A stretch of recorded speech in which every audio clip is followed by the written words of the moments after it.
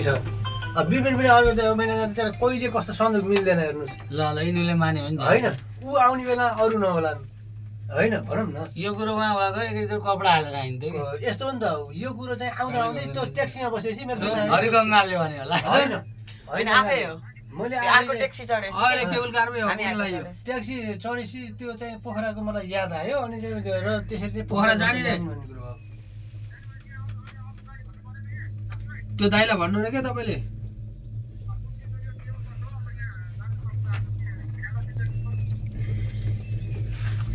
पैसा कुरा गर्ने भन ए ल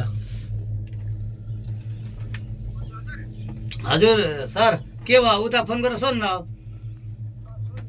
के भन्नुभयो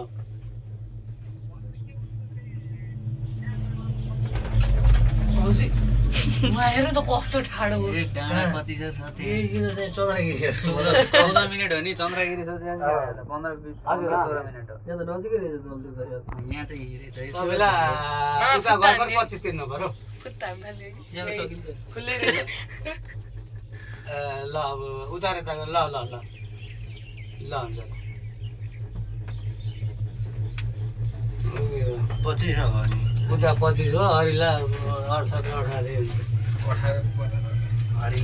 हरिले आफ्नो हिसाबले भन्छ उसलाई के भन्छ यस्तै भएर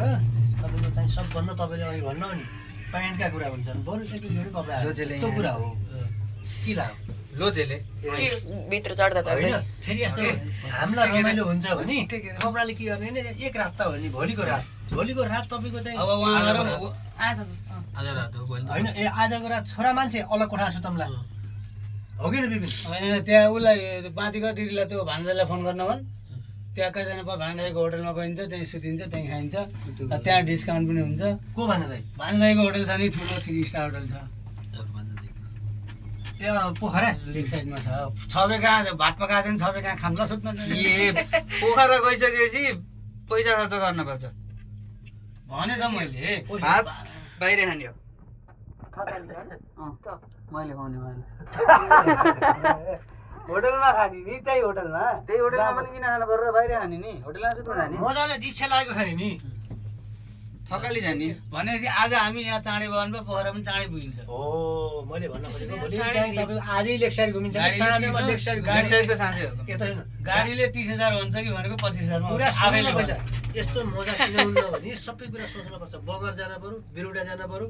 गाडी छन् भोलि दिउँसो गाडीमा घुमिन्छ त्यहाँ पोखरा अरू गाडीमा जाँदाखेरि ट्याक्सी गरौँ कहाँ हिँड्दै गयो के गरौँ कसो गरौँ कहाँ जाने